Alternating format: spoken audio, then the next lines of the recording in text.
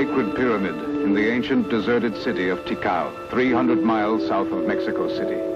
In this dead city there once lived for thousands of years the peaceful and cultured people known to us as the Mayan, a people versed in the science of mathematics and astronomy. But one day, in the year 607 AD, the Mayans immigrated toward the distant and savage north, abandoning the homes and pyramids and temples they had constructed so artfully. Not a single person was left behind, and the city remained deserted.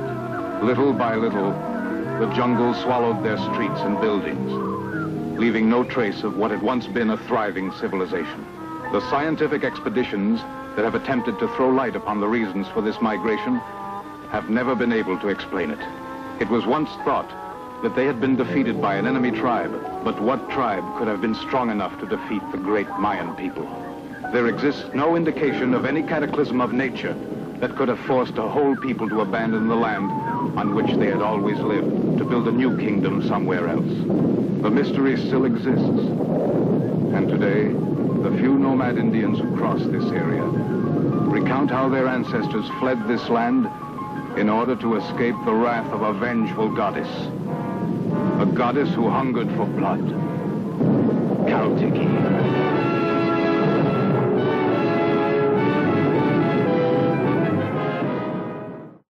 You are listening to TMBDOS. They must be destroyed on sight. The following podcast may contain language and discussions of a frank and adult nature, and spoilers regarding the films discussed are always to be expected. Thank you for joining us. Now start the show, Dr. Rausch. They must be destroyed on sight.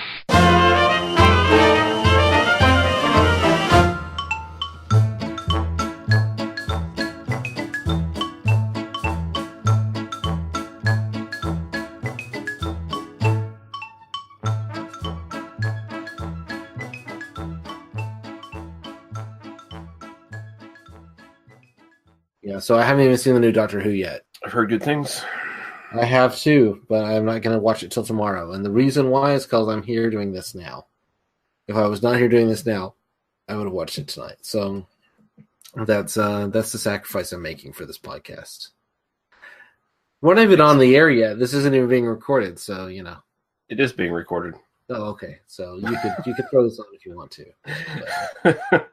I appreciate your sacrifice, Daniel. Yeah, no, you'll get a bigger share of the Patreon money this month. Yeah, no, that's fair. I get it. I will get a larger percentage of the $0 that we get for making this. Yeah, no, I get it.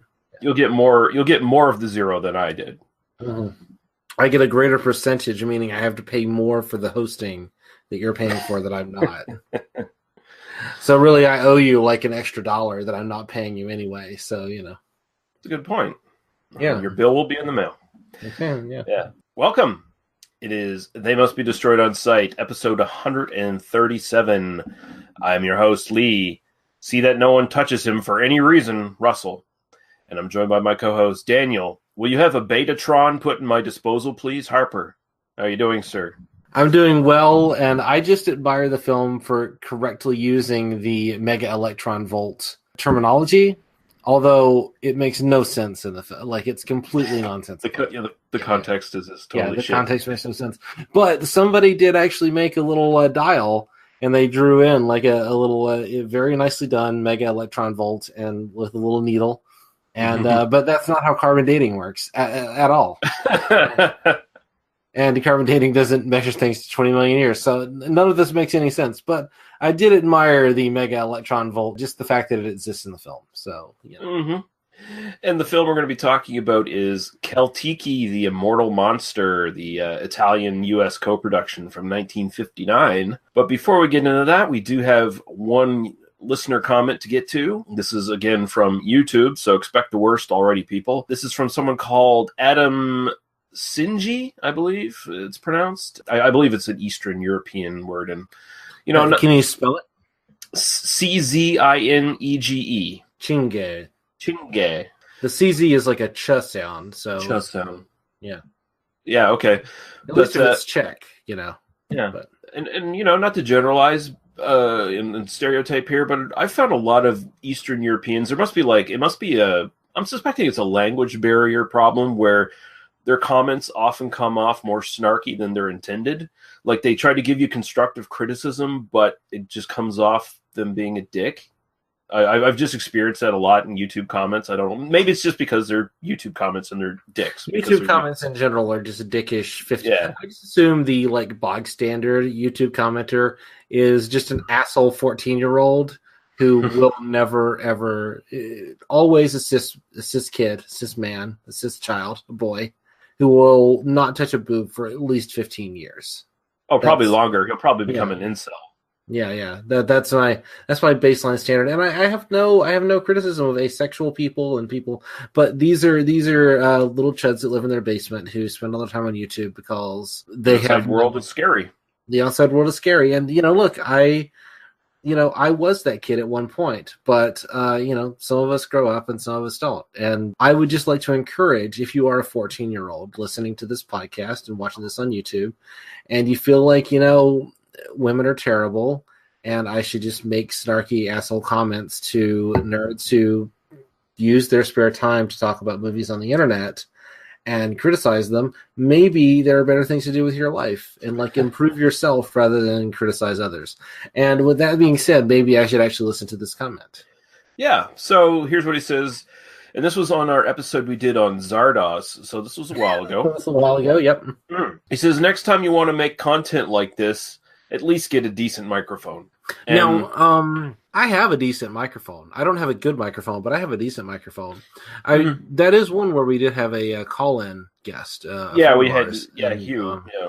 Yeah, and I can't remember if he had a decent microphone or not, but I think he might have did it off his iPhone or something like that. Yeah, I mean, not that I'm criticizing Hugh. I mean, our commenter is still kind of an asshole for You're not creating anything yourself, but you have the nerve to critique our technical abilities.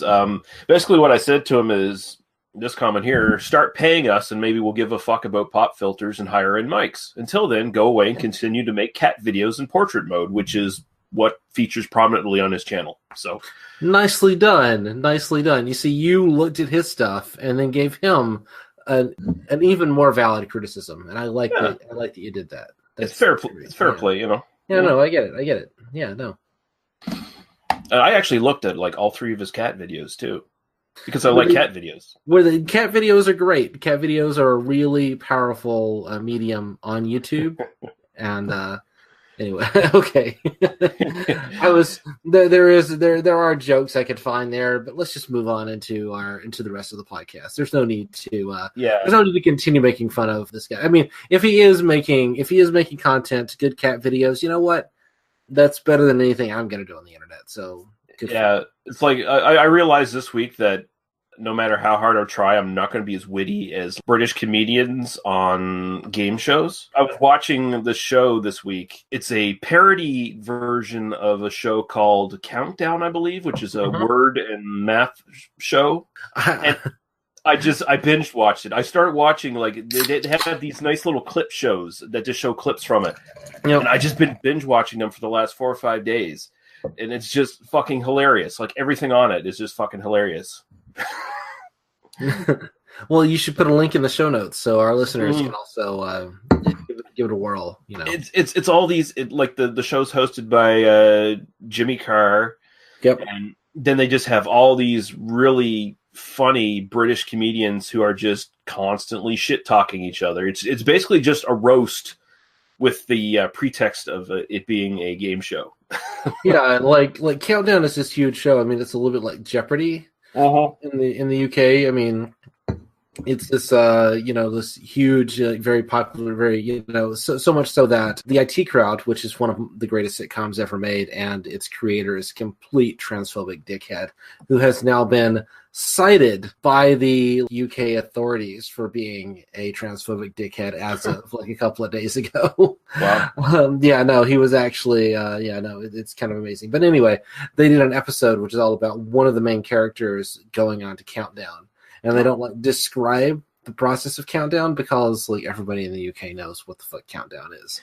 But yeah, that's the feeling I got, that it's like that big of a cultural thing. I can imagine doing a kind of celebrity Jeopardy, which is not really about doing Jeopardy as much as it is about just like people shit talking for 30 minutes. And that sounds really entertaining, and I will actually probably watch some of this. So, you know, including I was laughing at like I needed some laughs these last couple weeks, and man, that was good. If you've been following the news in the US for the last week or so, we've been needing some of that as well. Yeah, I know.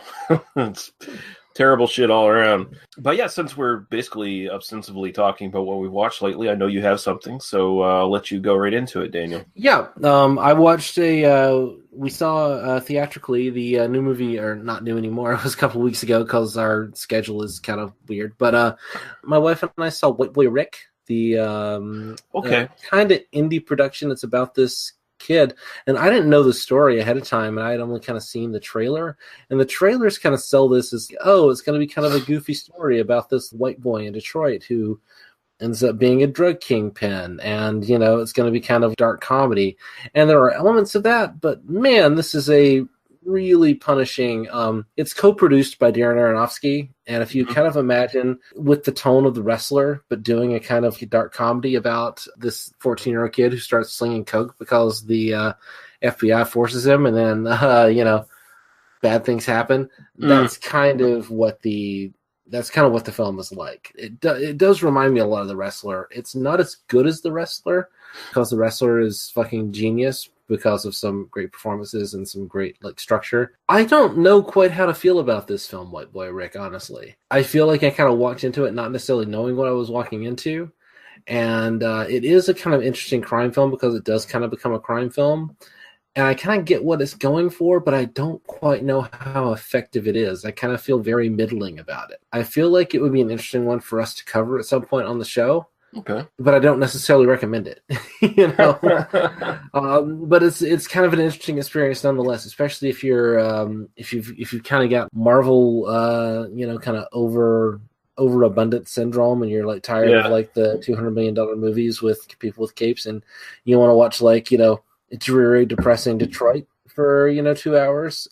This is an interesting kind of way to go. It does strike me that let's tell the story of the 80s, you know, kind of drug boom and, you know, FBI misconduct in Detroit by telling the story of the one white boy who happened to be involved in it is maybe not the way you want to go.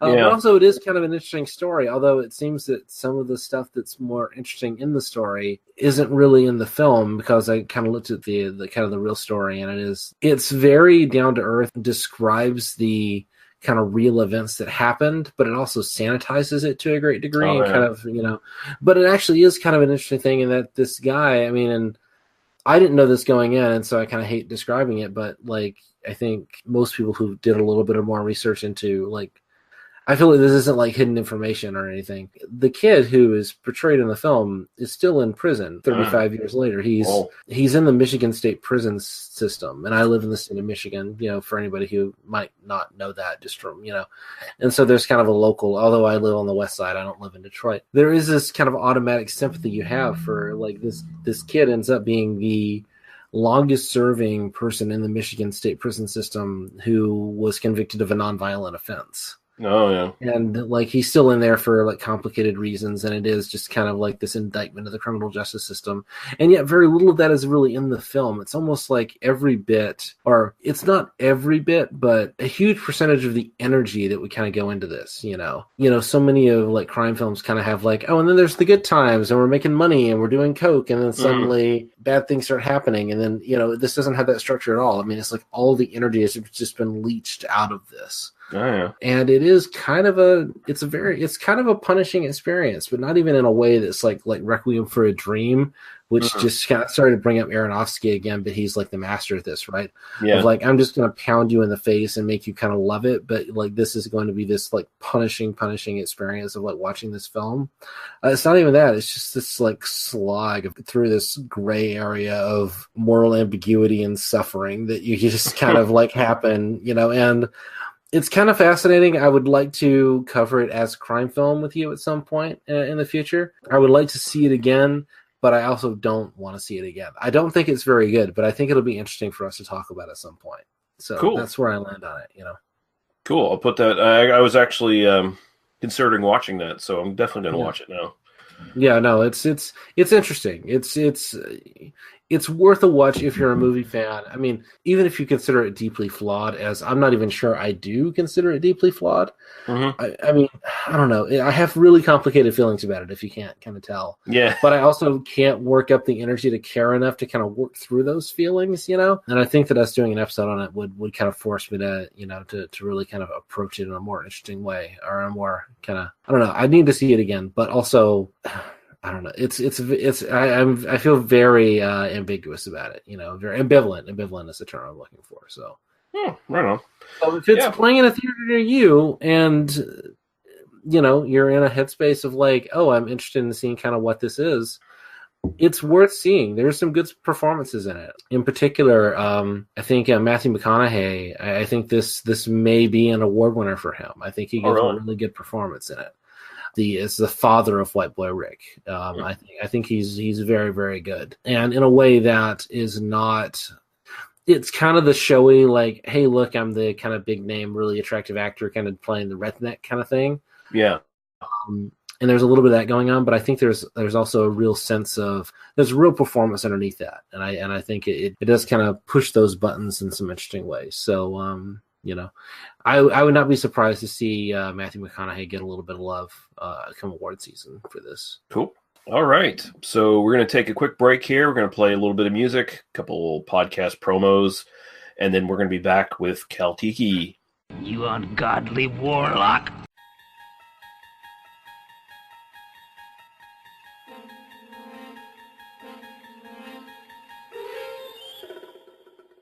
You're traveling through another dimension. A dimension of not only film and sound, but mind. A journey into an auditory movie review adventure that must be experienced to be believed. There's a signpost up ahead. Your next stop, the Doomsday Clock. You can extract the Witch versus the Doomsday Clock podcast by either searching for WYCH on Apple Podcasts, Stitcher, SoundCloud, TuneIn, and on your Android device. Witch versus the Doomsday Clock is a proud member of Legion Podcasts. So prepare yourself. The podcast ice is gonna break.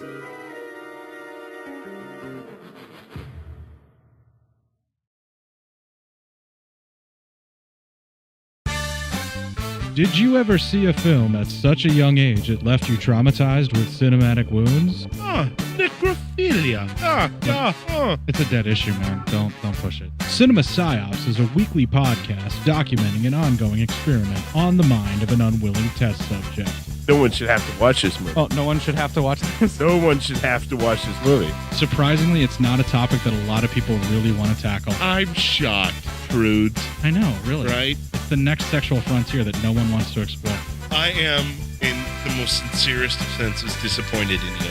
It takes a powerful goddess like Connie, jam her arm down the monster's throat and kill it. Oh, I'm still tripping out over that. Even as a kid, I was like, I gotta find a girl like that. Every week, I get a new look of disappointment that I never thought I could get out of here. Unimaginable. At 12 years old, you should not be watching this movie. Obviously. At 13, you should not be. 14, you shouldn't be. I'm not entirely sure even 17-year-olds should be watching this. Just because you're offended by something doesn't mean that you have the right to demand that it doesn't exist. Watching this film again, I had all of this like little nerd glee with everything that kept little popping history up. doll popping up absolutely. at you. So I totally loved this film. Hey, I know why you couldn't see that. It's because your brain's warped from watching this shit at 12 years old. Yeah, this is a rough movie. I told you ahead of time when we were getting ready to do it that it was. How did you watch this shit at 12? Because physical wounds heal, cinematic ones don't. Listen to Cinema Psyops. You ungodly warlock.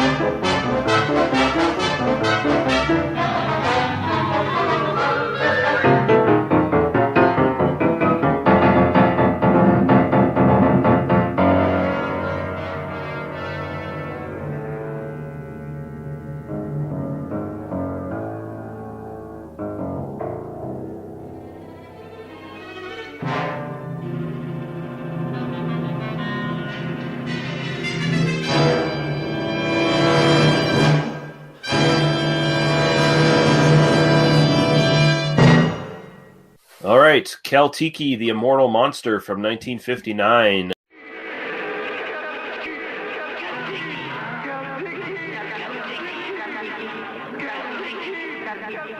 Ages ago, in a long-lost part of the world, the Mayans worshipped a terrifying goddess.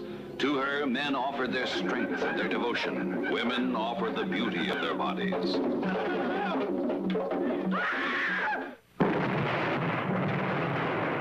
Caltiki, the Immortal Monster. Today, courageous adventurers, dedicated scientists of both sexes, begin the exploration of recently discovered caverns, buried in the very womb of the earth.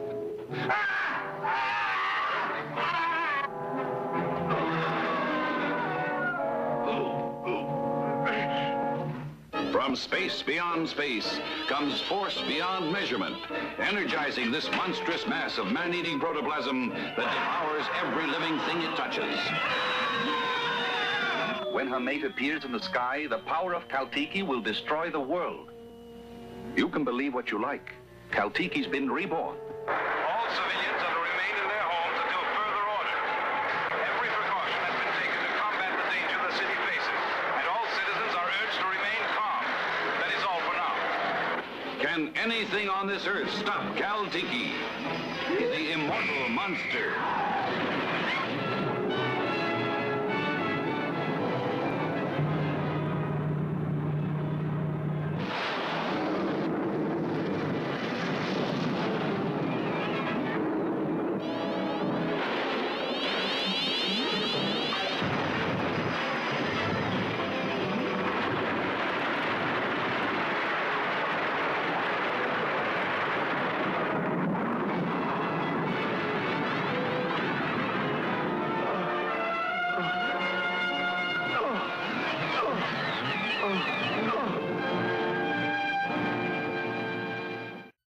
Directed by Riccardo Freda and Mario Bava. Written by Filippo Sanjust. It is starring John Merivale as Dr. John Fielding, Didi Perigo as Ellen Fielding, Gerard Herter as Max Gunther, Daniela Rocca as Linda, Giacomo Rossi Stewart as Professor Rodriguez's assistant, Danielle Vargas as Bob, Vittorio Andre as Professor Rodriguez, Nerio Bernardi as Police Inspector, Arturo Dominici as Nito. Yeah, I went through that fairly well, I think. Hardly stumbled. Of the list of Lee completely mispronouncing Italian names, I think that was right up there as one of your best performances. Yeah, I think I did all right.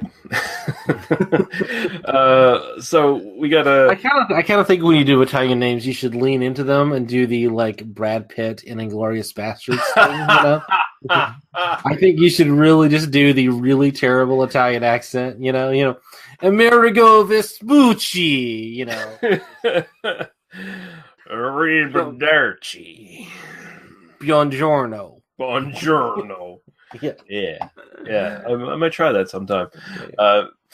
So here is the synopsis I pulled from IMDB, and we'll see how this works out. This is from someone called James Barrett, and he says, archaeologists investigating some Mayan ruins come across a blob-like monster. They managed to destroy it with fire, but keep a sample. Meanwhile, a comet is due to pass close to the Earth. The same comet passed near the Earth at the time of the Mayan civilization mysteriously collapsed. Coincidence? Okay, that's a terrible synopsis because that misses a big part of the story, I think. It misses. I mean, it kind of like sells it as a question mark as well, which like, I feel like from the beginning, it's sort of meant to set up this sense of foreboding that there are, that this Caltiki thing is going to, he's selling it like an art film where there's this question, but does anything actually ever happen? It's like 2 hours long, and I think really he's doing the thing of like when you're writing synopses. And again, I've said this on this podcast. If you've never tried to write a synopsis for films, try it a few times. I did this for a while, and it's a remarkably difficult thing to do, to really kind of succinctly like sum up what's in a movie. But I think he's doing the back of the book thing of like trying to sell the movie to you, but in a way that is not actually indicative of the content of the film, But then again, most movie marketers don't actually really sell what's at the content of the film either. So, there you go. So, as I mentioned, there's two directors on this, Riccardo Freda and Mario Bava, and this is one of Mario Bava's first times he got credited as being a director on anything. He was sort of graduating up the Italian film ranks from basically just doing special effects, which is mostly what he did on this movie, too. He did most of the special effects and directed those sequences. So we'll get into that, but I'll just let you get into it here, Daniel. What are your thoughts on this? This feels very 1959 to me, in some really good ways. I really like kind of the 50s monster movies. The version I watched was the Amazon Prime version, which looks pretty phenomenal. There is a version on YouTube. There are a couple versions on YouTube, one of which does not have subtitles, so I wasn't able to watch that one. But there is a really shitty print with subtitles in English. I didn't watch that version. It would be interesting to see this without the really crisp, clear print, because the effects are kind of the reason to watch this. This is kind of a middling, decent little 50s sci-fi horror film. I enjoyed it. I was really enjoying some of the racist, but exploring the racism kind of stuff towards the beginning. I thought there was some kind of interesting elements going on about kind of indigenous populations and like kind of Western people kind of coming in and going places they're not meant to go, and some of the the colorism at work that's at work there. And then it kind of becomes a little bit of a Godzilla remake to some degree, and that's about the point at which you start to get some really, really phenomenal special effects that hold up. I mean, some of the stuff in this film holds up today. I can imagine it being made in a low budget, sci-fi horror film now. And it is kind of amazing because we're used to seeing kind of rubber monsters and kind of like really cheesy effects in these things.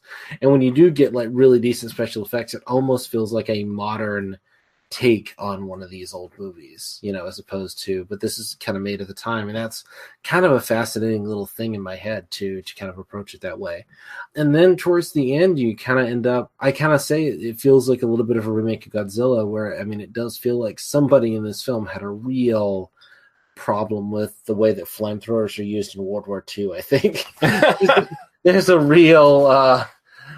a real context here that was fascinating. And I don't know. It's an hour and 15 minutes long. It felt perfect for that length. I liked the film overall. I did not get a chance to rewatch this today as I meant to, because I had some work commitments. Some of the details have left my mind already, which is not necessarily a good sign for like a film I'd recommend, but I do recommend this. This is really quite good.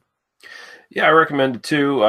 I'd seen this a long time ago. This is one of those ones where, there were some releases, but it was very, very rare, and the releases all looked like shit. I saw a VHS of this a long time ago that looked like hot garbage, and it's pretty much akin to one of the prints you find on YouTube, the one with the subtitles, I believe. That's just, you can barely watch it. Like, you can barely see. It actually looks worse than some of the prints you find on those 50 movies pack discs or whatever. Right? Yeah. The print you provided me, the Rare Lust print, which is the recent Blu-ray print, I assume. My God, this is a beautiful black and white film. And just the fact that it's black and white really helps enhance the effects. Like, black and white can cover up a lot of seams and a lot of edges on things. And here, the special effects just look great. Like, there's all this. The one negative in terms of the effects is just that some of the model shots are very obviously model shots. But that's not even really a criticism. That's just, it's a model shot. It looks like it doesn't. Yeah. But even in that context, it works on screen. We spend, particularly starting around the halfway point, we spend a good portion of this film kind of just looking at the effects. I hate to reduce a film like this to its effects, but these are really, for 1959, these are phenomenal effects. Yeah, you get some really great sort of miniature work here. You've got miniature sets built, so you can, so you don't have to actually make a blob to scale, like you. Right. There is a little bit of like that kind of looks like a penis. There's a lot of that looks like a penis. It's slowly expanding in a dollhouse hallway, just kind of pushing its way upstairs. There's a lot of that with the blob. where that looks a little bit like a really condom you stuck some stuff on and then just got somebody erect for. But that's a good thing. It gives it this organic, did you read what they used for this to make this blob? No, I did. I really did no research on this. It was at the time, and I kind of enjoyed just watching it and like speculating about what they did to make this without actually doing it. There's a reason it looks like organic material, because it was made out of tripe. Sure.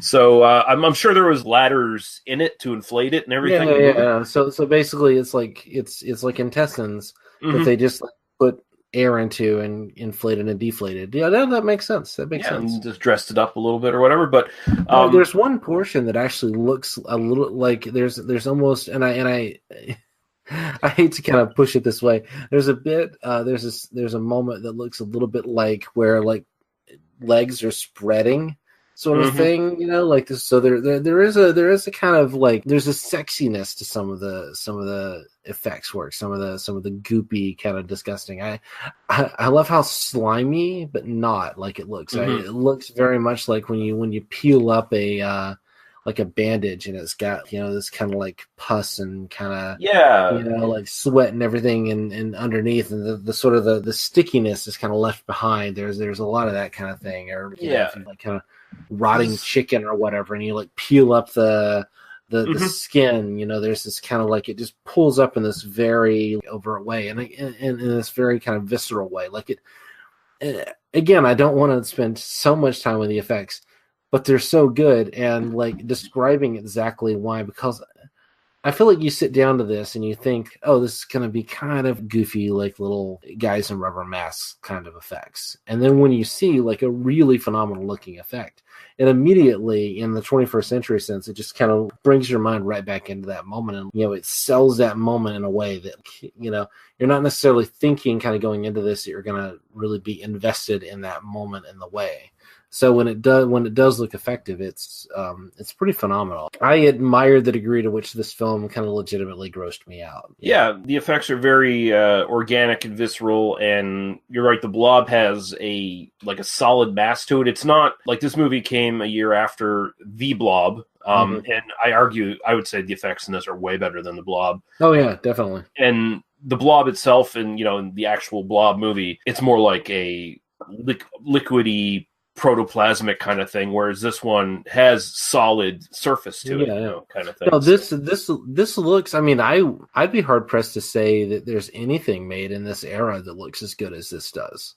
I'm not saying there's definitely not like something that was because I haven't seen everything made in that era, but there's stuff that we watched from the late 70s and into the 80s that you could say had pretty good special effects that didn't look as good as this did in a lot of ways. So particularly in some very specific shots, like when you first see like the guy's arm.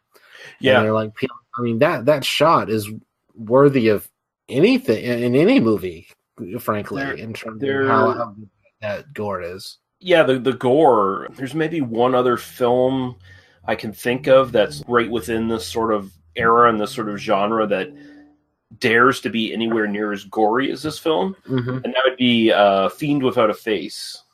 Well, I'd put that on our list. Definitely, I would definitely love to see that. And that one just does more or less just does blood splatters. But even there, that was a rare thing to see. You didn't see blood splatter all over the place in 1950, whatever, right? It didn't happen for the most part. But here you have full on. People getting eaten by this thing, and it feels like a violation of our expectations when you see like that level of gore, when you see that level of effect. It feels like we have this sense of, oh well, there's only so far you go in a movie like this, and then when you see something that's like that visceral, it shakes us out of our expectations. I think Night of the Living Dead plays on that same kind of thing, and in some different ways, and perhaps because that film is much more famous, some of that is blunted here. But like I kind of walked into this going like, oh, it's a 50s monster movie, and Lee recommends it, and so it's going to be kind of fun to watch. And like, oh yeah, look, it's going to be cute.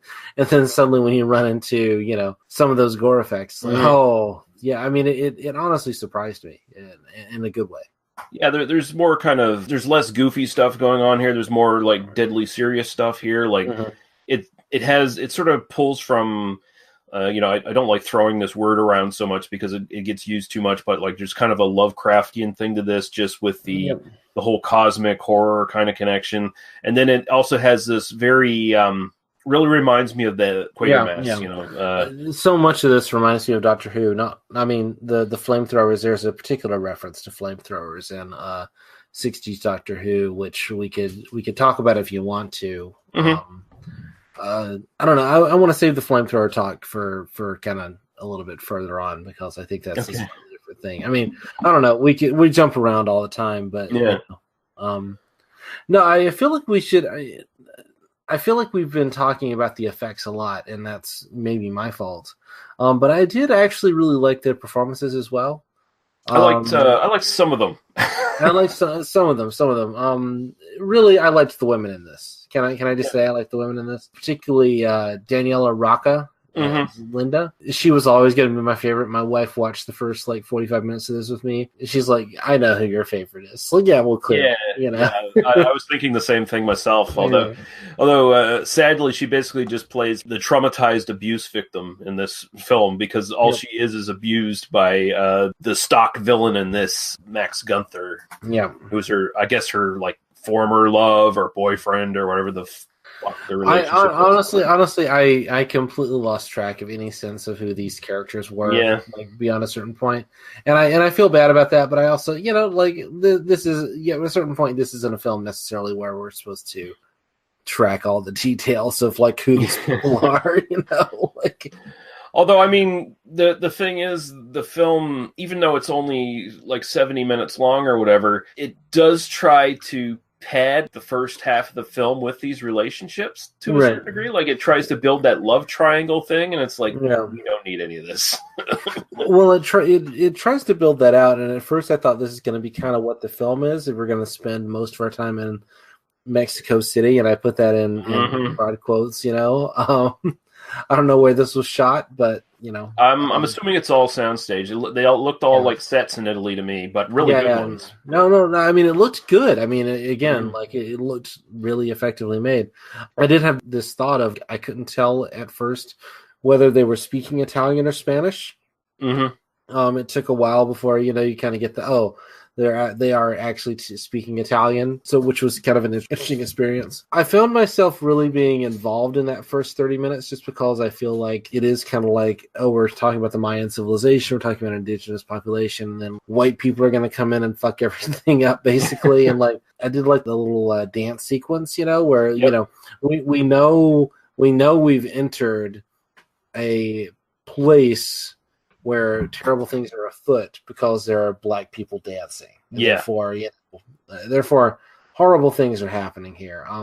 I could not find a real reference to who the dancer was, and whether she had a career or kind of where that went afterwards, and maybe you have some information on that. But I didn't see anything. I did. I looked as well. I didn't find anything. It's one of those things to where nobody was keeping track of it at the time, and so you'd almost have to have a modern person kind of looking back and finding out who did that. I mean, it's just one of those things we talk about every now and then, where there is this really talented dancer who was in this film. 5 minutes of this film was really just about watching her dance, but nobody bothered to care who she was. Just like our conversation, Kitten with a Whip, where we talked about the dancer. Absolutely. I'm sorry, I just like to highlight those things, because it is just a hole in our understanding of this whole area of film, where somebody cast her, somebody brought her on the film, she did a phenomenal job for a day, and who knows who she was or where she went on or what she did for the rest of her life, Yeah, and I'd also question, who were all those black actors? How did they film this? Exactly. Where did they come from? Because, okay, perhaps I'm wrong here, but I don't think there's any. I mean, there's definitely different shades of skin color in Central South America and all that, but do any of them have kinky hair like that? I don't think so. So, you kind of assume these are African workers of some sort, or black workers, or from the US. Well, who knows? Especially if they filmed in Italy. I hate to speculate, because even to speculate kind of lends into a certain racist expectation, right? You know, sort of like we're ignorant of where these people might have come from. But in 1959 in Italy, you know, absolutely you had, you know, like Moroccan traders and like Moroccan immigrants doing, you know, day labor in the trades and all that sort of thing. And no doubt some of them also kind of did, you know, theater on the side or whatever. And so, I mean, there's a whole story in terms of how that was shot and how that was produced that has just been lost in terms of like how, you know, no one has, I don't want to say literally no one has asked the question, but no one with any degree of like access to capital in terms of like going and researching it for the 60 years since this film was made has bothered to ask the question. And that just speaks to this is what we do, and this is why I wanted to highlight it, you know, in this conversation, you know.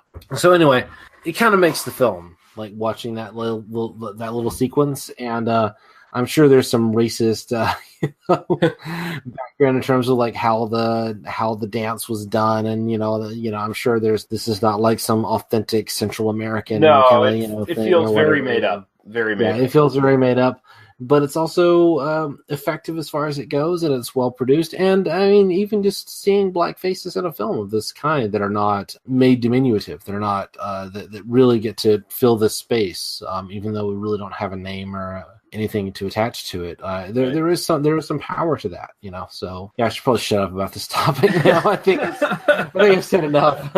So here's another question, and this is definitely a wild aside. The first time we see the main female lead, she's wearing an incredibly tight shirt, and it looks like her breasts are sweating profusely.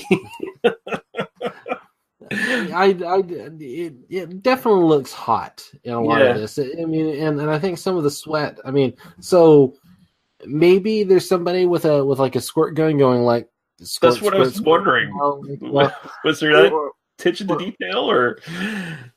It looks like there's some money behind this. Like this does not feel like this was made on a budget of $4. No, the previous film that Bava and Freda did together was called I Vampiri, and apparently that's somewhat of a minor classic and kind of one of the first films that really sort of started sending the Italian film industry towards more horror films. Yeah, I think we should definitely cover that. I think I clicked on that and went, well, yeah, that looks good. We should do that. That one was a big hit, so I think they had some money with this. They were like, hey, we're gonna do it again. So let's put some money behind it. So yeah, you can tell there was some money. Like this, a lot of the effects and stuff. Like again, going back to that, the sets, the effects.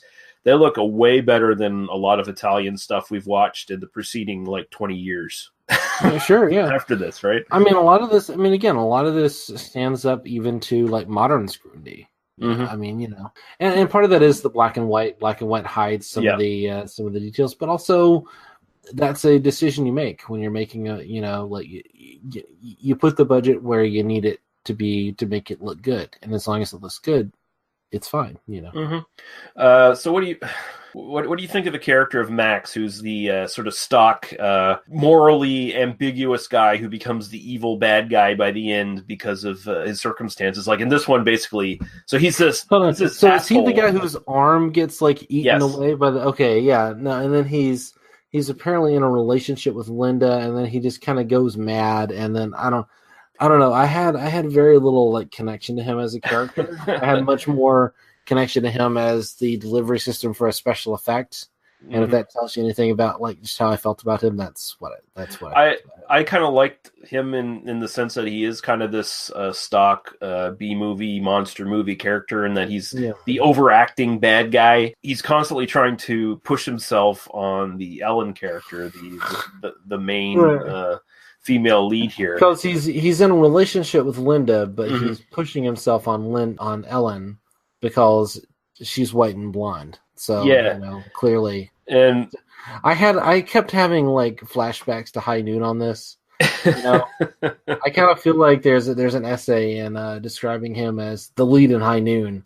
You know, this is the real version of how that relationship works. You know, well, man, he's every time Linda, who is just hopelessly being abused by this guy and keeps coming back to him. He's constantly threatening her with death if you cross me, I'll kill you, and all this other stuff. And once he gets his arm eaten off by the blob, and apparently, there's an angle to this that the radiation from the comet that is coming back to Earth will make the blob grow exponentially, and that was what forced the Mayan civilization to basically give up all the creature comforts of their civilization and move away from the area to live humbler lives or whatever, right? That's sort of like the explanation given here as to why did the Mayans just drop it all and leave? Where did they go? And so here the comet is coming back, and it infuses the Caltiki monster with radiation, and the radiation apparently is causing Max to slowly go insane. I think he just kind of gets all sex nuts and insane because his jerking hand gets eaten off, basically, is what happens here. My right hand is gone. I can't jerk off sufficiently, and therefore now I have to, I have to sexually assault someone. He's, basically what happens is the disease, the monster, the blob, creates a situation in which the toxicity of his inceldom becomes revealed. Yeah. So, it's a very 2018 kind of. Yeah, it really is. And this blob, which really is this thing, which is this metaphor for the terror that imperialist Europe had to fear from indigenous populations, which is obviously a metaphor for disease. And ultimately, any kind of metaphor based on that is really about syphilis. Because syphilis is kind of the one thing that was, so here's how the Columbian Exchange worked. Europeans brought disease, which literally decimated, by which I mean reduced by like 90% by like even mild projections where, like 1 in 10 indigenous Americans survived. The disease process. But the other side was the Native Americans, gave syphilis to the Europeans, and then they brought it to Europe, and then that became the thing. So, 90% of all the Native Americans died, but we got a new STI out of in Europe, and that's the thing that became the real thing that we feared. Because we're white people. And I guess you could there's another Lovecraft connection, fear of the outsider, fear of the monster, fear of no. I mean, I honestly don't, there's so much to that first 30 minutes. I just don't remember it well enough to really want to dig into the details, but there's a lot in the first 30 minutes that is this kind of sublimated fear of non-white people and indigenous populations, and kind of this we're imperialist and we're kind of doing our thing, and we're going out there and using science to quote unquote civilize the natives. But there's something they know that we don't, and it's going to annihilate us all. There's some really interesting stuff in that, and it's pretty well done here. And I just don't feel like I know the film well enough to explore that competently. I am interested, and I kind of mentioned this earlier, and that is, in the end of the film, you spend a lot of time with flamethrowers. There's it feels like a 15-minute sequence of flamethrowing. It's I mean, in a 75-minute film, and I kind of watched this in a couple of segments, so I kind of got to the the 45-minute part, and then kind of watch the rest, and then basically I'm like, holy shit, are we just gonna watch people burn shit with flamethrowers for 20 minutes? And that's kind of what we do. The flamethrower was used in World War One, became a bigger thing in World War II, and I feel like there is. I did compare this to Godzilla, and Godzilla is very transparently about the kind of fear of the kind of nuclear era from the point of view of the Japanese. I do think there was somebody making this film who had a real anxiety about the way that flamethrowers were used against populations in Italy in World War II. That could be very possible, yeah. There's a ton of, we're just watching, basically the military rolls in and they just start burning everything down. It's really visceral, and I think there's a part of they just kind of had the technology, they had the special effects budget to make pretty convincing flamethrowers, and they are pretty convincing flamethrowers. It looks great, but also, yeah, there's a lot of this film. I mean, just kind of kind of the whole, like, everything just moves to the side and suddenly they're just burning shit to the ground. And it's like, wow, there's something really interesting kind of going on here. Either we have the technology and we decided to use it and it looks cool because it does look cool, or there's something supplemented here. No, you might be right. There definitely is just an aspect as well of start the movie off hot and end the movie off hot, literally, you know, like, because when this movie starts, the credit sequence and everything, it's explosions. It's like volcanic explosions and other explosions, and for no real reason that I can think of. Well, I think volcanic explosions are just meant to, like, imply like a kind of primordial Earth, kind of like this thing. I mean, and you use Lovecraft, and I don't necessarily feel comfortable kind of using Lovecraftian with this film, although anything with the giant blob is kind of vaguely Lovecraftian, you know, in a way. I just don't feel confident discussing that issue, so I'm just kind of table that, you know. Yeah, for me, it's just the thing's been around longer than human beings, and it's it's this ancient thing kind of hanging around. Although it doesn't seem to represent some kind of modernist influence. No, you know. No. Which seems to be like Lovecraft's real anxiety about things. It seems to just kind of represent the kind of primordial. But then again, the idea of like natives having, complicated, but natives having knowledge of things that are beyond like European experiences. It definitely kind of finds itself in Lovecraft, but it doesn't seem to kind of represent it doesn't seem to represent women having orgasms or like black people existing, and therefore I think it's probably not like strictly Lovecraft. No, it's not in that sense. No, or like math being more complicated than we thought it was. Those are the three things that I feel like sublimate so much of Lovecraft's anxieties about the 20th century world. You know. Yeah. It turns out that geometry is not just like planes. Oh my god! Clearly. I also mentioned I like how one of the main characters is basically just written off for no reason. The older doctor character who just has a car crash and dies for no reason in the script at all. It just happens.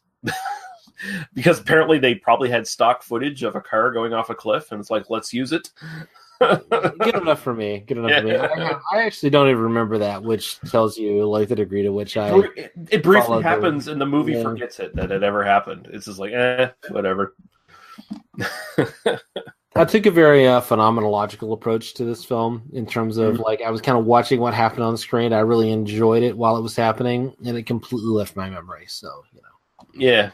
I like this a lot, though. I like it a lot better than the original Blob. I think this is I've kind of like undersold this bit. I don't know if this is on my list for like top 10, but it's probably on an honorable mention list. We'll see kind of where I liked it a lot. I say this a lot on this podcast, and then I hardly ever do it, but I probably would like to actually rewatch this and see, what was there that I wasn't necessarily noticing on a first kind of casual watch. So it's a painless rewatch. I rewatched it tonight, and I set into it appreciating photography even more. Like I liked how some of the shots were set up. I just liked how the black and white with this sort of restored version looks so goddamn good. Yeah, sometimes just amazing. Some of the stuff in this film. If you are, I know we're kind of wrapping up. We're going into the DVD info and stuff. If you are an Amazon Prime member, you can watch completely gorgeous print of this just as part of your Prime membership. I'm not going to shill for Jeff Bezos, who is the richest man in the world and who keeps his employees in subjugation and all that sort of thing. But if you want to give $10 a month to Amazon, you can watch this for free, and it's a gorgeous watch. So. Yeah. So like I said, the monsters are made out of tripe. Riccardo Freda would later claim that he abandoned this project so that Mario Bava, who he knew could be a good director, would have a chance to direct. Bava helmed most of the special effects sequences, one of several uncredited jobs at the time that he had. This is where he was really sort of starting to get behind the camera and stuff. Yeah, so he also did the same with I Vampiri with Freda too. So there is speculation. I read this, actually I was researching this through Google Books, where they give you sometimes a preview of some of the books and stuff, and I was reading some little pages out of a book on Italian cinema, There's some speculation that there's a real change that's 5 minutes in, so a little chunk of this movie might have been edited out, although the Italian and U.S. prints are both basically exactly the same, I guess, for the most part. So they put a sex scene in for the I like to think there was some nudity in the first 8 minutes, and they went, no, we gotta cut that shit out. Oh, her boobs weren't sweaty. She had just taken a bath beforehand and put that shirt on, and it was wet. That's But yeah, that was the only interesting stuff I could really find trivia-wise. It makes me realize I got to start buying more books on film, but a lot of these are probably hard to get anyway at this point too. Like a lot of those Google books and shit. It's like pay out the butt for getting some of these, but but a lot of those. I mean, you can find a lot of them for a few bucks if you want a paper copy. You know, a lot of them are just obscure. They're obscure, and nobody's ever going to do an ebook version, or at least not in the foreseeable capitalist future. But you can find like a used copy for $5. I own a bunch of books that were that way, where I found an ebook copy. Although a lot of those kind of books are also academic texts, and that gets complicated because the academic publishers there's not really a secondary market, because academics will buy them and then keep them on their shelves and then have them, and because they don't really buy them, it's like they have a stipend that will just buy books for them, and that sort of thing. Yeah. They have grants that just pay for all that stuff. And, so sometimes if you have access to an even reasonably decent university library, you can find like a copy of it where you can just kind of go and sneak in and read it. But, this is just a part of the classism of the academic market. Sorry, I don't have any experience with this. And my other... You have no opinion at all. I have no feelings. I have no experience with this process of like, I'm just some guy like researching like really complicated things and trying to find bits of history and going like, oh, that's a $60 book. Or, because I live in a university town, I can go to the local, I can just sneak into the local university library and just read it for free. Yeah. Box office for this was 94.15 lira. Million lira. Yeah, I should stress that.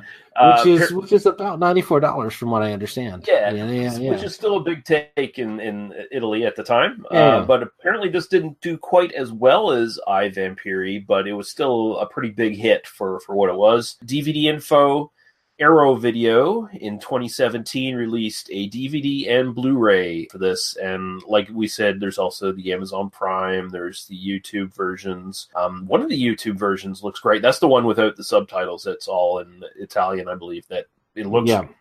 I think that's the same print. It looks great, but unless you speak Italian, you're not gonna get a whole lot. I mean, you can still watch it. Sometimes I do wonder, the experience of like watching these films for the first time without the subtitles and just seeing what you get out of them. I think you could with this. I feel like you'd get a lot out of it, although you'd miss the Mega Electron Volt joke. So Yeah, you wouldn't get the Betatron thing, and it just wouldn't work.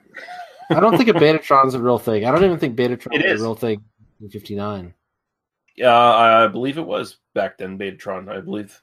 Okay. Yeah. It's just a particle accelerator or collider or something like that. It's just like they did have. I'm not a particle physicist, but I do have like. I actually looked it up because I didn't want the quote I picked for your name to sound stupid, because it was, could you get me a Betatron? I'm like, what the fuck is a Betatron? So I looked it up. I feel like that might be like this very limited thing that existed for a brief period in the 50s. I was kind of assuming it was this weird like sort of Italian to English mistranslation sort of thing, Like I thought it was like like in Italian, like Betatron, like meant something, like a beta particle is a real thing, and then like a cyclotron. So maybe there's a cyclotron that just produces beta particles. I don't know. Like I'm gonna sound like a real scientific ignoramus if it turns out to be like a real thing that was really popular for like 30 years and I just didn't know about it. But release this episode anyway, and I will be embarrassed when one of our myriad highly intelligent YouTube commenters 20 years from now leaves a totally scathing message on this. You pack of queers didn't know what a Betatron was? It was 2018, not 1978. You queers. Some kid not even born yet is going to leave that comment in 20 years because YouTube will never die. This will always be available. Yeah. So next time unless things fall to pieces, and hopefully they won't, we've got it all sort of set in stone here. We're going to have Court Psyops on the show, and we're going to be talking about the first two films in the Blind Did quadrilogy. And then if we can work it out, either it's just going to be myself or it's going to be some combination of me and my two co-hosts, perhaps both. We're going to be on Court Psyops' show a couple days later, Cinema Psyops, and talk about the Mansion of the Living Dead, which is the sexy semi-porno ripoff of the Blind Dead films. Then we'll finish out with the other two Blind Dead films on our own on a future episode of TMBDOS. And then are we done talking about like vampires for a long time? Yes, there's going to be no more vampires for a long time. although you did download Planet of the Vampires for us from Rare Lust. We could do like one, like in the middle of like doing many not vampire related episodes, Yeah, it's Mario Bava, so we can let it slide a little bit. Mario Bava, he's all based on what we've seen from him, based on what I've seen from him, he's always welcome on this podcast, so it's fine. Yeah. So Daniel, where can people find you on the interwebs? You can find me at Daniel E. Harper on Twitter. It looks very much like, so as of this day of this recording, Doctor Who has come back. We are planning on bringing back the Doctor Who podcast, which is laying dormant for very nearly 2 years. You can find that at oispaceman.libsyn.com, and that is myself and my wife talking about Doctor Who. I have not seen a new episode yet because I had to record this podcast, but we are going to, I think, bring that back and start doing episodes again. Nice. So I say that now so that the 40 people who listen to this will be slightly disappointed if I don't actually do it. So, you can find us at tmbdos.podbean.com, where you can find our Apple Podcasts, YouTube, Facebook links. Join our Facebook group, They Must Be Destroyed on Sight, on Facebook, where you can find out about all this stuff and when it's coming out on the feeds or what have you. I don't know the technical terms for all this shit. I just record this crap. You do much more than record. You also put intros and outros on it. So. I do that too, yeah. I'm a little bit better than just a trained monkey who throws the shit on a wall. Sometimes that shit makes a pattern that looks interesting. So that's good. But yeah, until then, thank you everyone for listening. Thank you, Daniel, for joining me, and we will see you next time. Bye-bye. Cheers.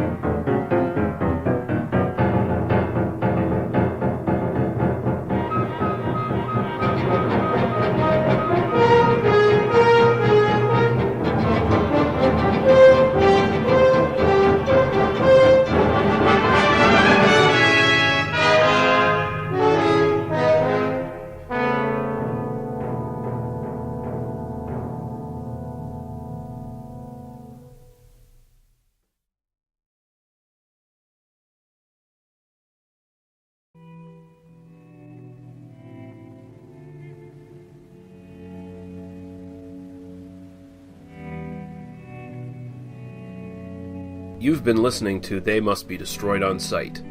For other episodes, our Apple Podcast, YouTube, and Facebook group links, as well as podcasts and websites of similar interest, please visit us at tmbdos.podbean.com. Thank you. Drive through.